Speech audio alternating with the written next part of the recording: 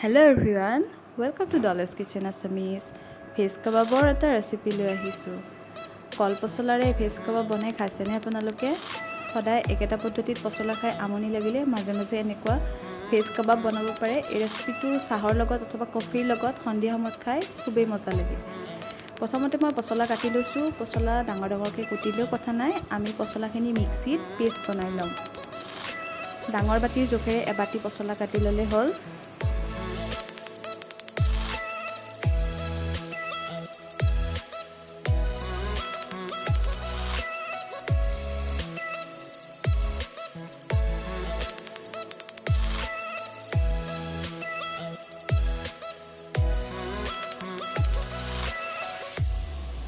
পছলাখিনি মই ডাঙৰ ডাঙৰকৈ কাটিছোঁ কাৰণ মই ইয়াত মিক্সিত পিচি ল'ম। কাবাবৰ বাইণ্ডিংটো ভাল হ'বৰ বাবে মই দাইল ব্যৱহাৰ কৰিছোঁ। দাইলখিনি মই আধা ঘণ্টামান পানীত তিয়াই পানীৰ পৰা টুকি লৈছোঁ। 3 চামুচৰ জোখত দালি ল'লে হ'ল, তেতিয়া কাবাবৰ বাইণ্ডিংটো খুব ধুনীয়া হয়, টেষ্টটো ভাল হয়। এয়া কালা দাইল, নামনিৰ ফালে কালা দাইল বুলি কয়। আৰু বাকী জেগাত যদি এইটো দাইল নাপায় তেতিয়াহ'লে বুটৰ দাইল ব্যৱহাৰ কৰিব পাৰিব। মিক্সিত একেলগতে গোটেইখিনি খুন্দি ল'লে তেতিয়া আৰু একো কথা নাই। তাৰপিছতে ইয়াত মই দিম আধা ইঞ্চৰ জোখাৰে আদা, আৰু ইয়াত যি জলকীয়া দি দিলোঁ। তাৰপিছত দিম আদা। তাৰপিছতে ইয়াত মই একেলগে গৰম মছলাও দি দিম। গৰম মছলাৰ গোটা গৰম মছলা লৈছোঁ।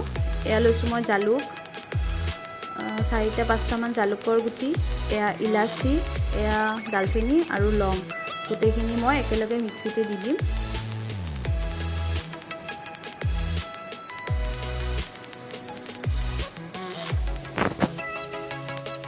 দাইল আৰু পছলা যেতিয়া ভালদৰে এনেকৈ খুন্দা যাব, সেইটো ষ্টেপতে ৰাখি দিলে হ'ল।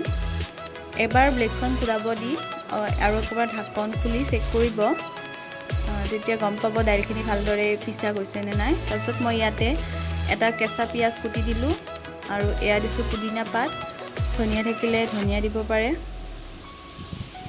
তাৰপিছতে ইয়াত মই দিম মছলা লৈছোঁ জলকীয়া গুড়ি, নিমখ, তাৰপিছত এয়া ধনিয়া গুড়ি আৰু হালধি। গৰম মছলা যিহেতু আমি গোটা ব্যৱহাৰ কৰিছোঁ, বাকী একো মছলাৰ ইয়াত প্ৰয়োজন নাই। তাৰপিছতে ইয়াৰ বাইণ্ডিংটো ভাল হ'ব লাগিব নহয়, কাৰণ পছলাৰ বহুত ৰস ওলায়। ইয়াত মই এতিয়া চাউলৰ গুড়ি ব্যৱহাৰ কৰিছোঁ, ভাত খোৱা চাউলৰ গুড়ি 2 চামুচৰ জোখাৰে। তাৰপিছতে ইয়াত দিম মই বেচন ডাঙৰ চামুচেৰে 2 চামুচ দিলে হ'ল, আৰু কৰ্ণফ্ল'ৰ থাকিলে সেয়াও দিব পাৰিব। চাউলৰ গুড়িৰ ঠাইত কৰ্ণফ্ল'ৰ দিলেই হ'ব।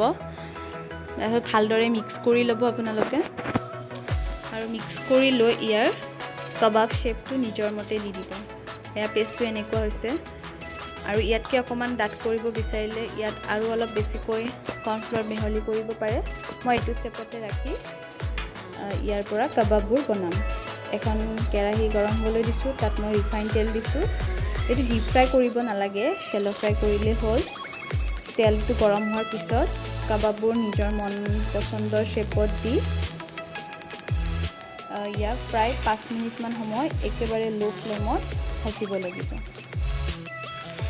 কাবাববোৰ এনেকৈ নিজৰ শ্বেপত দিব আৰু ইয়াক লুটিয়াই ভাজিলে হ'ল। এনেকৈ হাতৰ তলুৱাৰে মই শ্বেপটো দি লৈছোঁ। হাতৰ তলুৱাত শ্বেপটো দিব পাৰে, অথবা এনেকুৱা যদি ৰিং থাকে তেতিয়াহ'লে সেই ৰিঙৰ ভিতৰত সোমায়ো শ্বেপটো দিব পাৰে।